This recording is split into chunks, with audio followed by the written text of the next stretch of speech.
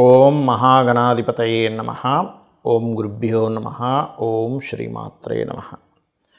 పరమేశ్వర స్వరూపమైనటువంటి జ్యోతిష, వాస్తు మరియు ఇతర అనేకమైనటువంటి శాస్త్రములను మనకు అందించినటువంటి మహర్షులకి నమస్కారం.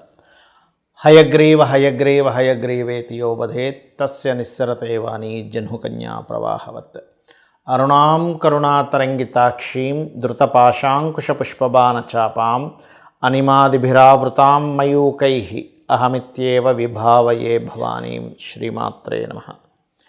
ప్రేక్షకులకి ఆ లలితాంబిక అమ్మవారి యొక్క అనుగ్రహం పరిపూర్ణంగా కలగాలని మనస్ఫూర్తి కోరుకుంటూ మనం ఈరోజు చెప్పుకోబోయేటువంటి వార ఫలితాలు ఏ రోజు నుంచి ఏ రోజు వరకు అని చూసుకున్నట్లయితే 8వ తేదీ నుంచి 14వ తేదీ వరకు ఉంది. అదేవిధంగా గ్రహస్థితి కనుక చూసుకున్నట్లయితే ఈ వారం చంద్రుడు కుంభరాశి నుంచి వృషభం వరకు అంటే 4 రాశులు సంచరిస్తాడు. అలాగే వృషభంలో గురువు, కర్కాటకంలో నీచబడ్డ కుజుడు, కన్యారాశిలో కేతువు, వృశ్చిక రాశిలో రవి బుధులు, మకరంలో శుక్రుడు, అదేవిధంగా ఈ చంద్రుడు శనితో కలిసి ఉన్నాడు. మీనంలో మనకి రాహు యొక్క సంచారం జరుగుతుంది. ఈ యొక్క గ్రహస్థితిని అనుసరించి 12 లగ్నాల వారికి, లగ్నం తెలియని వారు రాశి నుంచి చూసుకోండి, ఎందుకంటే లగ్నమే ప్రధానం అన్నిటికంటే కూడా వారికి. మరియు అదేవిధంగా వారికి ఎటువంటి విషయాల్లో బాగా కలిసి రానుంది, ఏ విషయాల పట్ల కించిత్ జాగ్రత్తగా ఉండాలి, మరియు అదేవిధంగా ఏ దేవతా ఆరాధన, ఏ దానం చేయడము, ఇటువంటి పరిహార మార్గాలు చేసుకున్నట్లయితే రావాల్సినటువంటి ఇబ్బంది రాకుండా ఉంటుంది అనేటువంటి విషయాల్ని చెప్తుంది. నేనైనప్పటికీ కూడా చెప్పిస్తుంది సాక్షాత్ లలిత అమ్మవారిగా భావిస్తూ ఒక్కొక్క లగ్నం గురించి మనం తెలుసుకుందాం. మకర లగ్నము, మకర రాశి. మకరం వారికి కనుక చూసుకున్నట్లయితే ఇక్కడ రాశిలో శుక్రుడు ఉన్నాడు. ఇది జాబ్ సంబంధించిన విషయంలో, అందులో ముఖ్యంగా ఫైనాన్స్ కానీ క్రియేటివ్ రిలేటెడ్ కానీ ఇట్లాంటి వాటిల్లో జాబ్ అవకాశాలు చాలా బాగుంటాయి. ఇక్కడ 2వ స్థానంలో శని నుండి కుజుడి యొక్క దృష్టి ఉన్నందుకు ఇక్కడ మీకు పర్టికులర్గా కొద్దిగా ఈ కుటుంబ కలహాలు, అందులోనే ముఖ్యంగా వివాహం విషయంలో జీవిత భాగస్వామి మూలంగా కుటుంబ సభ్యులతో ఈ 7వ స్థానంలో కుజుడు, 2వ స్థానంలో శని వల్ల ఫైనాన్షియల్ మ్యాటర్స్ కావచ్చు, వర్క్ రిలేటెడ్ మ్యాటర్స్ వల్ల కావచ్చు, జీవిత భాగస్వామి వల్ల కావచ్చు, కొన్ని సామాజిక సంబంధాల వల్ల కావచ్చు, కొంత ఘర్షణ వాతావరణం చూపిస్తుంది. కాబట్టి ఇది తగ్గడానికి శని కుజ గ్రహాల దగ్గర దీపారాధన చేయండి. ఈ ప్రభావం అనేటువంటిది పూర్తిగా తగ్గుతుంది.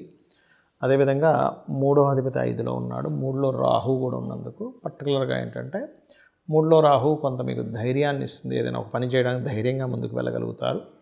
మరియు కాకపోతే ఇక్కడ మీకు సప్తమాధిపతి చతుర్థాధిపతి సప్తమంలో నీచబడి ఉన్నాడు. కాబట్టి ఇది కొంచెం ఏదైనా వాహన, గృహ, వ్యవసాయ, రియల్ ఎస్టేట్ రిలేటెడ్ సంబంధించిన విషయాల్లో కాస్త జాగ్రత్తగా ఉండాలి.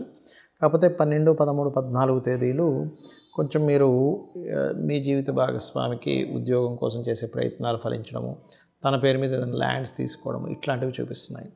కాకపోతే 8, 9 తేదీలు మాత్రం మనీ మ్యాటర్స్ విషయంలో జాగ్రత్తగా ఉండండి. 10, 11 తేదీలు కూడా ఏదైనా మీరు అగ్రిమెంట్స్ చేసుకునేటప్పుడు కొంత జాగ్రత్తగా ఉండండి.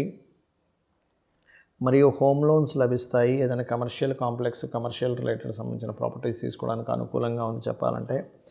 మరియు అదేవిధంగా మరొక విషయం ఏంటంటే ఈ భాగ్యంలో కేతు ఉన్నందుకు కాస్త పుణ్యక్షేత్రాలకు వెళ్ళడం ద్వారా చాలా కర్మలు తొలగుతాయి. ఇప్పుడు మీకు ఏదేమైనప్పటికీ కూడా కొత్త ఉద్యోగాల కోసం వెతుక్కునేటువంటి వారికి అనుకూలంగా ఉంది ఇప్పుడు ఉన్నటువంటి గ్రహస్థితి. ఇక మీరు చేయవలసినటువంటి దేవతా ఆరాధన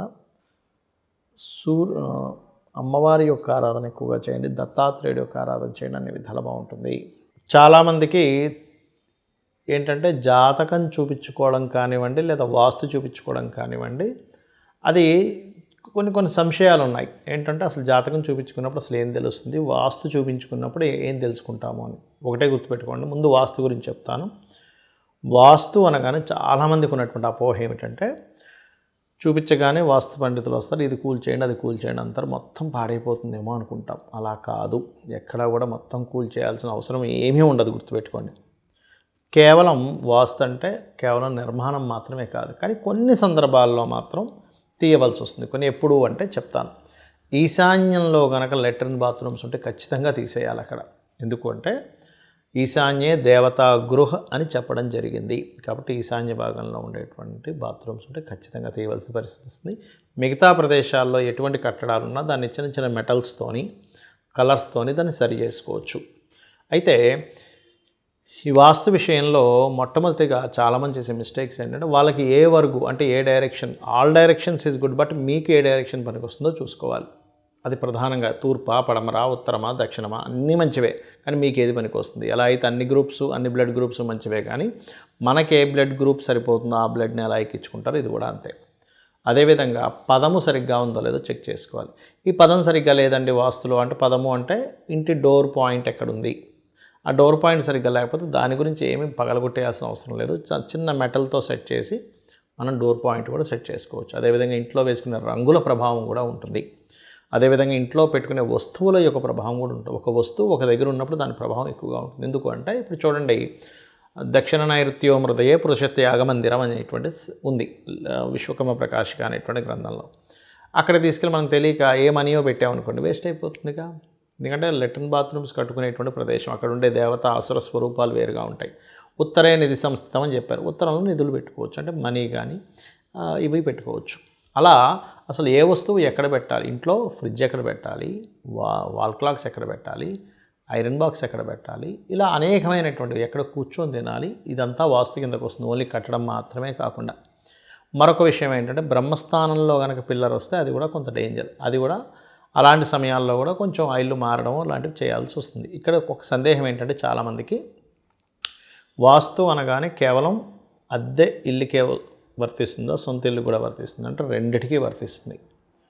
ఎందుకంటే అందులో మనం నివాసం ఉంటున్నాము. రెంట్కి కారు తీసుకుంటాం మనము. ఆ రెంట్కి కారు తీసుకుని వెళ్తే అది యాక్సిడెంట్ అయింది, అప్పుడు కారుకి దెబ్బ తగలడము, మనకు దెబ్బ తగలడం కూడా జరుగుతుంది కదా. అది కారు రెంట్ అయినా మనకు దెబ్బ తగులుతుంది, బైక్ రెంట్ అయినా మనకు దెబ్బ తగులుతుంది. ఏమంటే రెంట్కి తెచ్చుకున్నాను కదండి, నాకు తగలకూడదు కదా అనుకోవడానికి లేదు. ఇది కూడా అంతే, గుర్తుపెట్టుకోండి. అయితే ఇక్కడ వాస్తులో ఇవాళ రేపంతా అపార్ట్మెంట్ కల్చర్ వచ్చేసింది కాబట్టి ఈ అపార్ట్మెంట్లో ఉన్న వాళ్ళు కూడా వాస్తు, చాలామందికి సందేహం అపార్ట్మెంట్కి వర్తిస్తుందా లేదా అని. వాళ్ళ ఇండివిజువల్గా పనిచేస్తుంది. అపార్ట్మెంట్ బయట గోడలు ఎలా ఉన్న సంబంధం లేదు. ఎవరికి వాళ్ళ యొక్క ఏదైతే వాళ్ళ అపార్ట్మెంట్లో వాళ్ళకి సంబంధించింది ఏదైతే ప్లేస్ ఉంటుందో అంతవరకే చూసుకోవాలి, మిగతా అంతా కూడా అవసరం లేదు. అదంతా కూడా సామూహికంగా కొంత వస్తుంది. ఇక జ్యోతిష్శాస్త్రం సంబంధించినటువంటి విషయంలో పర్టికులర్గా జ్యోతి అంటే వెలుగు, మీరు జీవితంలో తీసుకునేటువంటి నిర్ణయాలు సరైనటువంటి నిర్ణయాలు తీసుకుంటున్నారా లేదా అనేటువంటి స్పష్టంగా చెప్పేది జ్యోతిష్శాస్త్రం. భూత భవిష్యత్ వర్తమాన కాలాలని, అంటే గతంలో కొన్ని ఇన్సిడెంట్స్ మీకు, అంటే ఇంట్లో వాళ్ళకి సంబంధించినవి కావచ్చు, మీకు సంబంధించినవి కావచ్చు, కొన్ని ఇన్సిడెంట్స్ మ్యాచ్ అవుతాయో లేవో చూసుకుంటారు మొట్టమొదటిగా. దాని తర్వాత చూసుకున్నట్లయితే ఇప్పుడు నడుస్తున్నటువంటి సిచ్యువేషన్లో మీరు ఎటువంటి ఇబ్బందులు ఎదుర్కొంటున్నారు, దాని నుంచి అమ్మవారి ఆరాధన చేసుకుంటూ ఎప్పుడు కూడా గుర్తుపెట్టుకోండి, డబ్బులు మన దగ్గర లేకపోయినా కొన్ని వేలు లక్షలు ఖర్చు పెట్టేసి పూజలు చేయించుకుంటేనే మనం ఇబ్బందుల నుంచి బయటపడతామనేటువంటి భ్రమ నుంచి ముందుగా బయటకు రండి. డబ్బులు ఉన్న వాళ్ళు చేయించుకోవచ్చు, అదేం తప్పేం కాదు. చక్కగా పురోహితులను పిలిపించుకొని హోమమో, యజ్ఞమో, సత్యనారాయణ సంవ్రతమో, లేకపోతే ఇంకోటి ఏదో సుదర్శన హోమాలో రకరకాలు చేయించుకుంటారు, అదేం తప్పు కాదు. కానీ లేకపోయినా అప్పు చేసేసి మరీ చేయాలి అనేటువంటిది లేదు. అలా చేస్తేనే అమ్మవారు అనుగ్రహిస్తుందని, అలా చేస్తేనే గ్రహాలు శాంతిస్తాయని అనుకోకండి దయచేసి. మనస్ఫూర్తిగా మీ భావనతో చక్కగా అమ్మవారి దగ్గర దీపం పెట్టి వెలిగించి, మీరు ఏ దేవత సంబంధించిన అనుగ్రహం పొందితే మీ యొక్క ఇబ్బంది పోతుంది, ధన సంబంధించిన ఇబ్బంది పోతుంది, లేకపోతే రోగ సంబంధించిన ఇబ్బంది పోతుంది అని చక్కగా దీపం పెట్టుకొని ఇంట్లో కూర్చొని జపం చేసుకున్నా కూడా ఆ యొక్క దోషం పోతుంది, గుర్తుపెట్టుకోండి. అలాగే జ్యోతిష్శాస్త్రంలో ఏం తెలుసుకోవచ్చు అంటే, ధనము ఏ రూపంలో మీకు వస్తుంది, ధనం విషయంలో ఎప్పుడు జాగ్రత్తగా ఉండాలి, ఎలాంటి విషయాల్లో జాగ్రత్తగా ఉండాలి, అదేవిధంగా మీరు చేసే ప్రయత్నాలు ఎప్పుడు ఫలిస్తాయి, మీరు ఏ డైరెక్షన్లో నివసిస్తే మంచిది, మీ సంతాన అభివృద్ధి కోసం మీరు ఏం చేయాలి, మీ అభివృద్ధి కోసం మీరు ఏం చేయాలి, వివాహం ఎంత ప్రయత్నం చేసినా అవ్వట్లేదంటే సరైన సమయం ఉందా లేదా, ఇప్పుడు లేదా ఇంకా ఫ్యూచర్లో ఉందా, ఎప్పుడు చేసుకుంటే కరెక్ట్, ఇది తెలియక చాలామంది ముహూర్తం పెట్టుకున్నామండి ఫెయిల్ అయిందంటారు. కాదు, అక్కడ మీరు చేసుకున్న సమయం కరెక్ట్ కాదు, లేదా మీకు 2 వివాహాల యోగం ఉందా, అలాంటప్పుడు అర్క వివాహము, కుంభ వివాహం చేస్తారు. అదేమైనా చేసుకోవాలా, ఇక్కడ సెటిల్మెంట్ ఇక్కడ ఉందా, విదేశాల్లో ఉందా, లేనట్లయితే ఎందుకు ఎన్ని బిజినెస్లు చేసినా కలిసి రావట్లేదు, ఇప్పుడు ఏమైనా దశ కలిసి రావట్లేదా, లేనట్లయితే ఇంత ఇంటెలిజెంట్గా ఉండి కూడా ఎందుకు జాబ్ రావట్లేదు, వీళ్ళకి ఏమైనా బిజినెస్ యోగం ఉందా. చాలామంది జాబ్ కోసం వెంటపడుతుంటారు కానీ వాళ్ళకి బిజినెస్ యోగం ఉంటుంది. అదేవిధంగా ఇన్వెస్ట్మెంట్స్ దగ్గర నుంచి, ఉపాసన చేయవలసిన దేవత దగ్గర నుంచి ప్రతి ఒక్కటి కూడా మన జన్మజాతకంలో చాలా స్పష్టంగా ఉంటుంది. అవి తెలుసుకున్నట్లయితే ఆ రూట్ ఎప్పుడైతే తెలిసిందో మనం గమ్యాన్ని చాలా సునాయాసంగా ఎలా అయితే చేరుకుంటామో, జాతచక్రంలో మనం పూర్వజన్మలో చేసిన కర్మ ఏ రూపంలో మనల్ని వెంటాడుతుంది, దానికి ఎటువంటి పరిహార మార్గాలు చేసుకోవాలో తెలుసుకొని చేసుకున్నట్లయితే అన్ని విధాలా బాగుంటుంది. మరియు మీరు ఆ లలితాంబిక అమ్మవారి యొక్క అనుగ్రహం పరిపూర్ణంగా పొందాలని మనస్ఫూర్తి కోరుకుంటూ శ్రీమాత్రే నమః.